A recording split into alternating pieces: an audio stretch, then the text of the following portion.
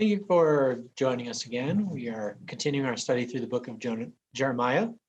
Today we are in chapter 3, so please turn to Jeremiah chapter 3, verse 1. God says, if a husband divorces his wife and she goes from him and belongs to another man, will he still return to her? Will not the land be completely polluted?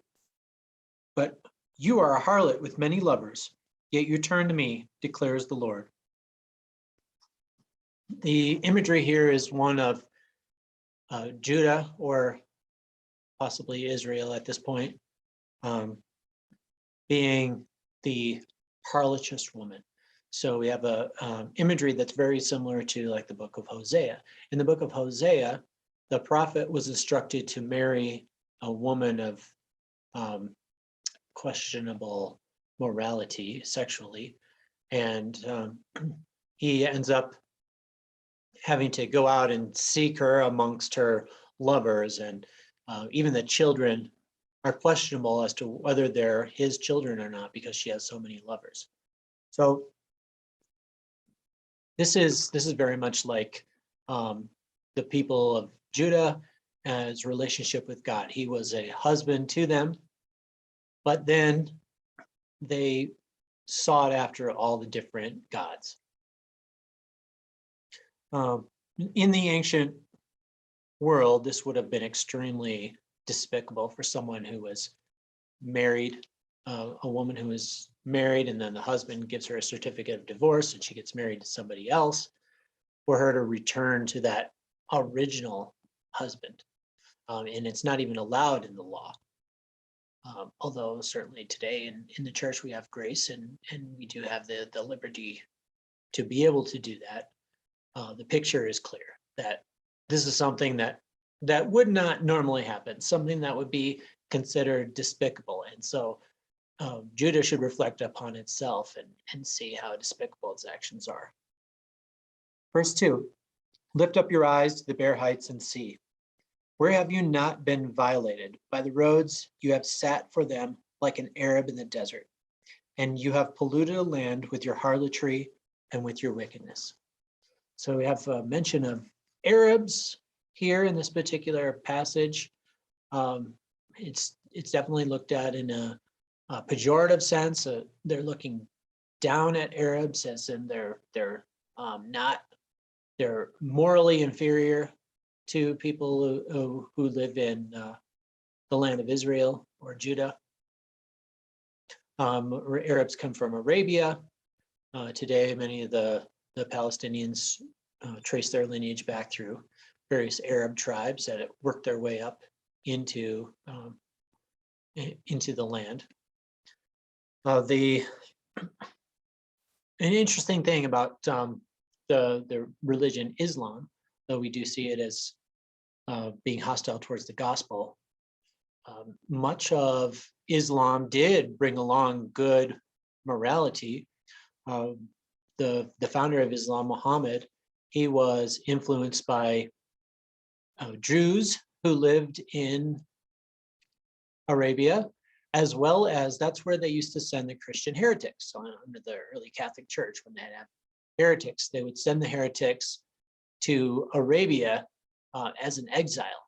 And this is where the Muslims, the early Muslims, learned much of their idea of the Bible and of God.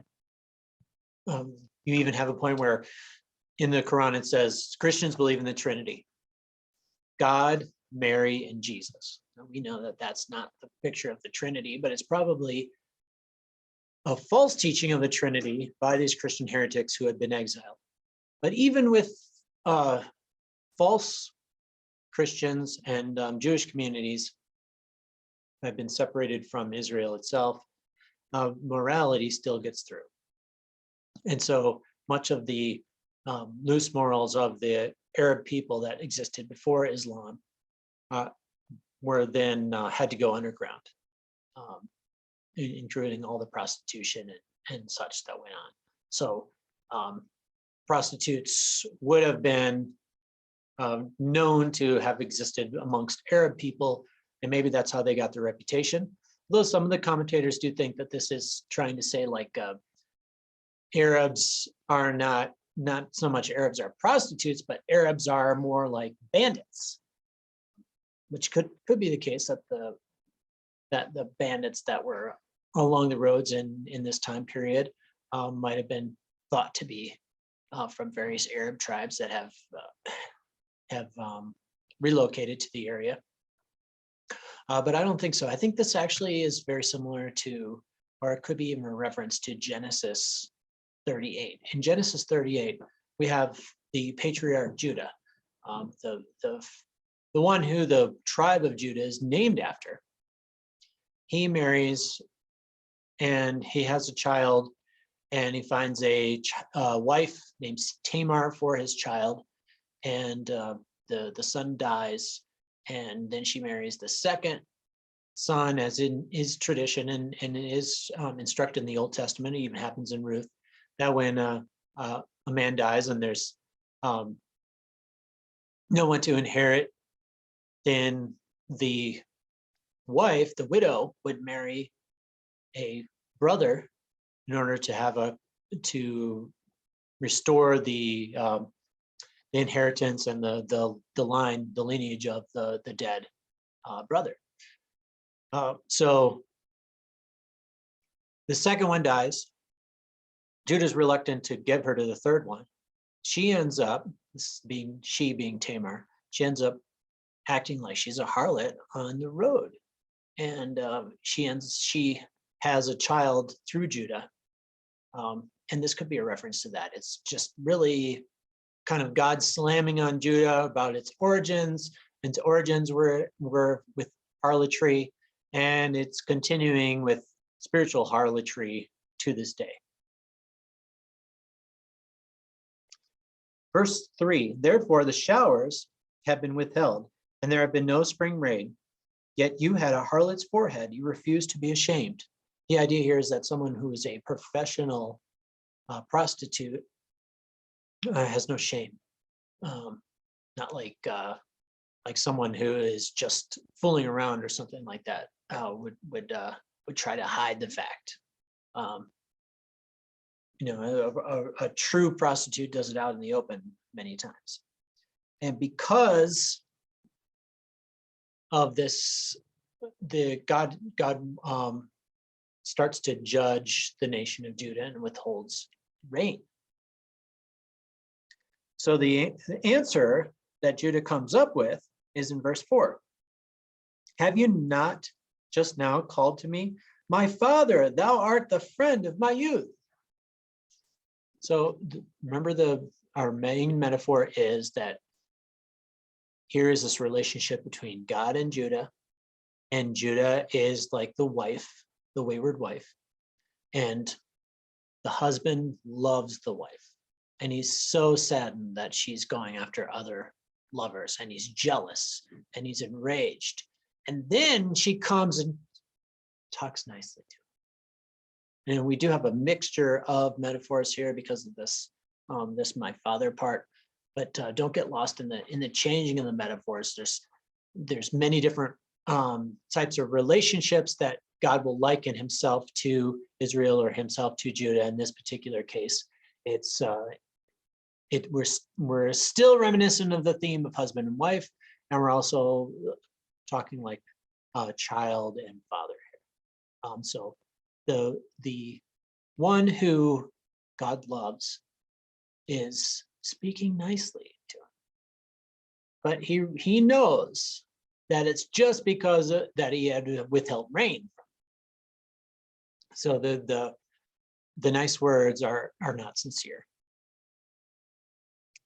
Verse 5, will he be angry forever? Will he be indignant to the end? Behold, you have spoken and have done evil things, and you have had your way. Then the Lord said to me in the days of Josiah the king, just for background, prior to the study, we did go over the books of Kings, and we looked at Josiah. Josiah was a good king. Josiah was the grandson of the evil Manasseh, the one who did more evil than any of the kings of Israel or Judah, to the point where Josiah tries to fix some of this stuff. He brings out the law. He repents. He starts to remove idols.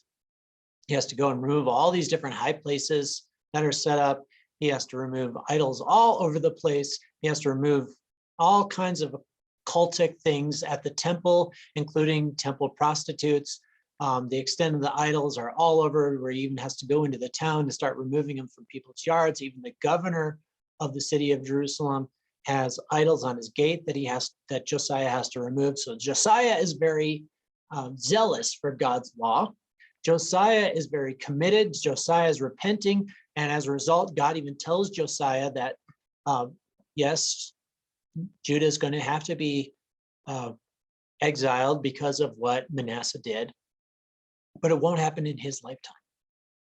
Although later Josiah does do a foolish thing and he attacks the king of Egypt, who's actually on an errand from God. And he ends up dying an early death in Armageddon, which is, the Jezreel Valley, which is known in Revelation as Armageddon. So this is the time period. This is the time period that we're talking about. And we're going to see that the people, even though they had good leadership, the people were only half-hearted in following the Lord. They still, it's like as soon as Josiah is gone, they go right back to worshiping the false gods. So let's look at verse 6 again. Then the Lord said to me in the days of Josiah the king, have you seen what faithless Israel did? She went up on every high hill and under every green tree, and she was a harlot there. So this is God through Jeremiah talking to Judah about Israel. Let me explain here a little bit, because you might be wondering, well, what's the difference between Judah and Israel? Isn't Judah part of Israel? Well, after the death of King Solomon, David's son, the nation divided under Solomon's son Rehoboam. There was civil war. The nation divided into two separate nations. The northern kingdom continued to call themselves Israel, and the southern kingdom began to call themselves just Judah, because it was mainly just Judah in the southern kingdom. There was also Benjamin, but Benjamin was a very small tribe, and then there were those from the tribe of Levi scattered throughout both countries. But you actually had the one nation of Israel divided under David and Solomon, or I'm sorry, united under David and Solomon, and then divided under Solomon's son. And the nation of Israel had already been taken off into captivity by the Assyrian army. When the Assyrians came to Jerusalem, however, there was a good king Hezekiah there at that time. He prayed to the Lord, and the angel of the Lord came and wiped out the Assyrian army. So God saved the southern kingdom, but he allowed the northern kingdom to go into captivity because of all the horrible things they had done. Israel, throughout most of the time period of Israel and Judah and the divided kingdom, Israel was the one that was much more wicked. But now we have a little bit of a change here, because after Israel was taken into captivity, you would have thought, given this example, they would have been obedient to the Lord. They would have feared God. They end up even being more wicked, especially, as I mentioned before, under the king Manasseh. So he's saying, have you seen what faithless Israel did? She went up on every high hill and under every green tree, and she was a harlot there. Again, it's continuing the metaphor of harlotry, meaning Israel was like God's wife. Verse 7, and I thought, after she had done all these things, she will return to me. But she did not return. And her treacherous sister Judah saw it. So now we have the imagery of the two sisters, both wives to God. And don't get all, don't try to read in more to the metaphor than is in there. Certainly, this is something in the ancient Middle East that people would have understood. Very wealthy, powerful person would have had multiple wives, possibly even sisters. It's not condoning that. It's just using a metaphor that people would have understood. So that's like the second sister is even more accountable because she had an example. She had an example of what not to do, but she still did it even worse. Verse 8, and I saw for all the adulteries of faithless Israel, I had sent her away and given her a writ of divorce. Yet her treacherous sister Judah did not fear, but she went and was a harlot also. And it came about because of the lightness of her harlotry that she polluted the land and committed adultery with stones and trees. Stones and trees could either refer to the idols carved out of stone or out of wood, or more likely stones and trees or stones and wood that was used in cultic practices such as the Asherah poles. Verse 10, yet in spite of all, her treacherous sister Judah did not return to me with all her heart, but rather in deception, declares the Lord.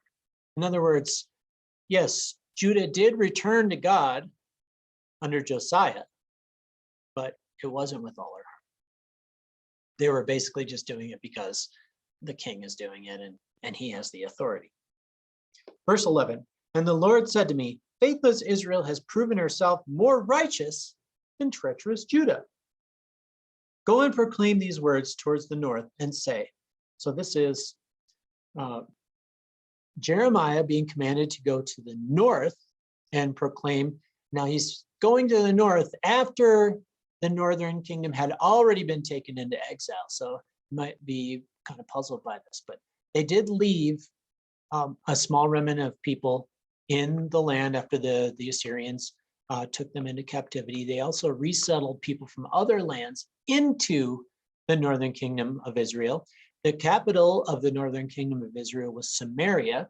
These people who were the few poor people left in the land and the people settled there by the Assyrians, they intermarry and they become their own people group.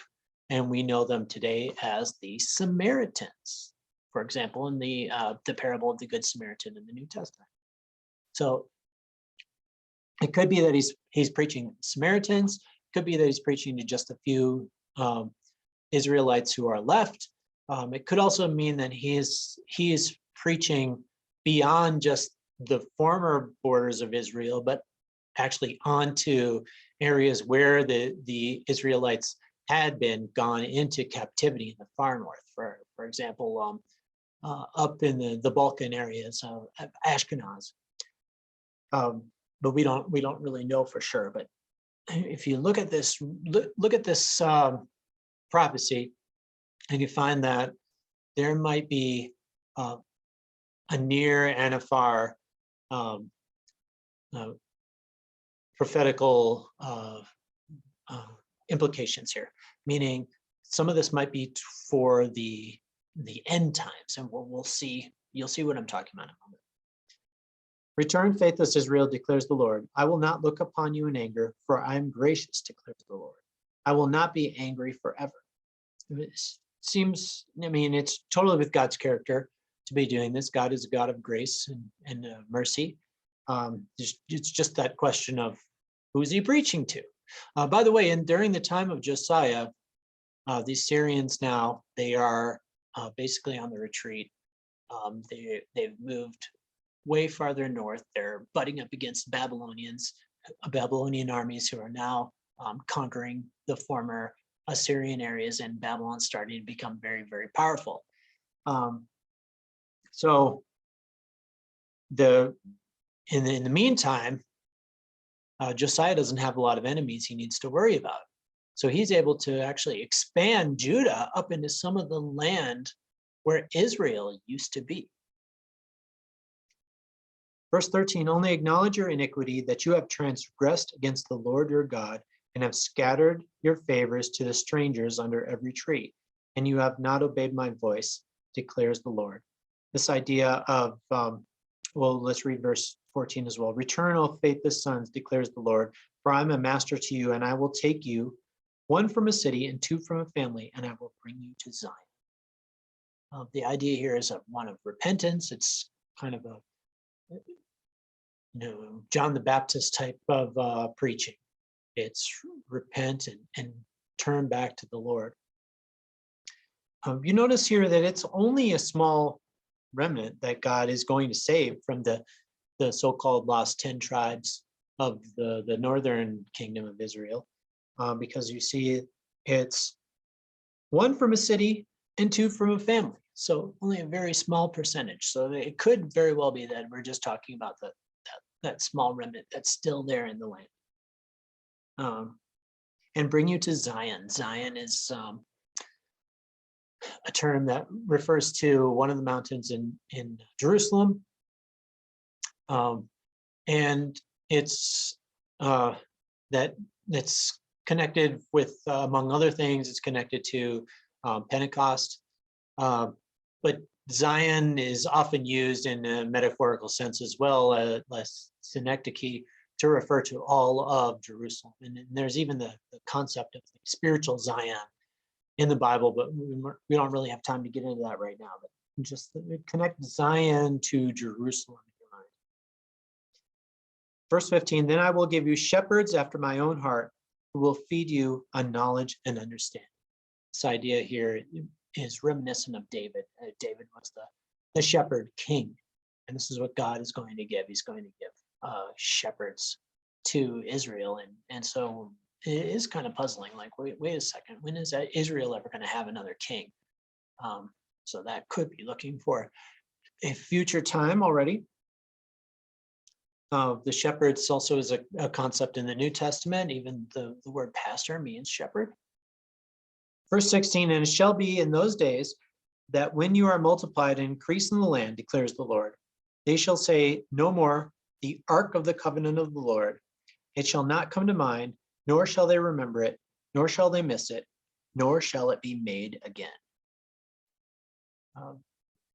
This is important to Jeremiah because his family is a family of priests, and it's thought to be that they're actually descendants from Adonijah, the priest who carried the ark for David. Adonijah in turn is a descendant of Eli. Eli lived in Shiloh when the tabernacle was in Shiloh before it was moved to Jerusalem. Eli had two wicked sons, Hophni and Phinehas. And in Shiloh, the people were kind of dumb, and they decide, well, we're having trouble from the Philistines. Maybe if we march the ark of the Lord into battle, then we'll win against the Philistines. This is a concept that the Canaanites would do. They would march their idols into battle, thinking that they could twist the arm of the idol into winning the war for them. So they were treating God's ark like it was an idol, like it was an everyday idol, and it didn't work because, of course, God's not going to bless that. The ark ends up getting captured by the Philistines. They bring word to Eli, the high priest. First, they tell him, "Oh, Israel got slaughtered. We lost 30,000 soldiers." And he's like, "Oh no." And then they say, and your sons, Hophni and Phinehas, got killed. He's like, "Oh no." And the ark of the Lord was captured. And that he falls backwards. He could handle Israel having its army slaughtered. He can handle having his sons die, but he couldn't stand the thought of the ark being lost. So here's the question about the ark. We already know by this time period that God has pronounced judgment upon Judah, that God is going to send the Babylonians to conquer Jerusalem. It's not going to be like when the Assyrians came and they made it to the wall and Hezekiah prayed and the angel of the Lord wiped them out. God had already determined that because of the sins of Manasseh. It was only delayed because of Josiah. And I said before, Josiah's life was shortened because of a foolish thing he did by going out to fight the Egyptians. So what's going to happen to the ark? What's going to happen to the ark? And we went and read in the book of Kings about Nebuchadnezzar, and when he came and his armies came and they carried everything away from the temple and from Jerusalem, everything that was good, and they burned all the rest. Didn't mention the ark. We don't know what happened to the ark. Maybe it was hidden. Maybe it was taken out of town. There are legends of it in various places like Ethiopia. There's legends of it being hidden underneath the city. But if it was hidden underneath the city, then how come during the time of Ezra and Nehemiah, they didn't bring it back out? Did they hide it so good that they couldn't even find it? So there's a lot of question marks there with that. And this would have been a concern, especially of Jeremiah. And we're going to see this more. Jeremiah's going to talk about Shiloh because of the family history that they have with that particular area. But verse 16, it shall be in those days when you are multiplied and increased in the land, declares the Lord, they shall say no more the ark of the covenant of the Lord, and it shall not come to mind, nor shall they remember it again, nor shall they miss it, nor shall it be made again. So that could be talking about the time of Ezra and Nehemiah. It could be talking about the time of the Testament. It could be talking about today. There's no ark, or if there is an ark, you don't know where it is, or the public in general doesn't know where it is, but yet life seems to go on fine. It's to Eli's mindset, life can't go on without the ark, but life does go on without the presence of the ark. The ark's not really God's throne, although that's how it was thought, that's how it was pictured. It's all just picture and illustration and physical. In the Old Testament, things are very, very physical in their illustrations, but they're still just illustrations. They're still metaphors. They're still just pictures of true spiritual realities. You have like the cherubim over the seat that's protecting the Holy of Holies. Well, those aren't real cherubim. They're they're imagery of real spiritual things. There are actual cherubim who do protect holy places. The ark is just, there's nothing magical about the ark, although sometimes God does choose to knock people dead if they treat the ark wrong because of the great symbolism that it has. It's not holy in itself. It's just an object, and we don't need it to have true religion or true worship of the Lord. And so Jeremiah's, perhaps God is really consoling Jeremiah with this thought, and Jeremiah is passing that along to us in his book. Verse 17, at that time, they shall call Jerusalem the throne of the Lord, and all the nations will be gathered to Jerusalem for the name of the Lord, nor shall they walk any more after the stubbornness of their evil heart. Now, I had my suspicions that this was future events. Now I know this is future events because, first of all, we often see this described as at that time when we're talking about future events. But if you look at the description, this is all the nations being gathered to Jerusalem. When does that ever happen? It will happen in the future. We know from other prophets that talk about the times where in the future they will have to, delegations from all around the world will have to come to Jerusalem. And for example, they mention Egypt. If Egypt doesn't send delegates up to Jerusalem, there'll be no rain on Jerusalem. And when is this going to happen? This is going to happen during the millennium. This is going to be after the return of Christ. And so it's not the picture of just the ark having to be God's throne, which was the picture in the Old Testament times, but the whole city of Jerusalem will be thought of now as God's throne, and Christ himself will be here ruling from Jerusalem. Verse 18, in those days the house of Judah will walk with the house of Israel, and they will come together from the land of the north to the land that I gave your fathers as an inheritance. So the whole thing about Israel and Judah separating, that wasn't good. We don't like to see division. We don't like to see civil wars. That's going to all be rectified in the future. In many ways, it is now. I'm not sure. Uh, yeah, I can't say with 100% certainty, but I suspect there are people from all 12 tribes, Jewish people living today in the land of Israel. And this is going to continue to carry over until through the tribulation time and into the millennium. Ezekiel also talks about this, like after his valley of the vision of the dry bones, that this will be the reconciling of the nation of Israel and the nation of Judah. Verse 19, then I said, how I would set you among my sons and give you a pleasant land, the most beautiful inheritance of the nation. And I said, you shall call me my father and not turn away from following me. So whereas Judah had cried out, my father, when they needed him for rain, and it wasn't a sincere cry.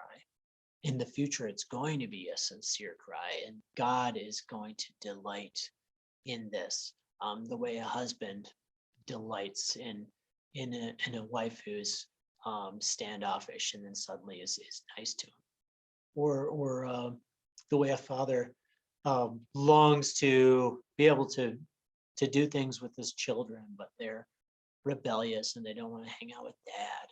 And then dad's so happy when they finally say, hey, I want to do something nice.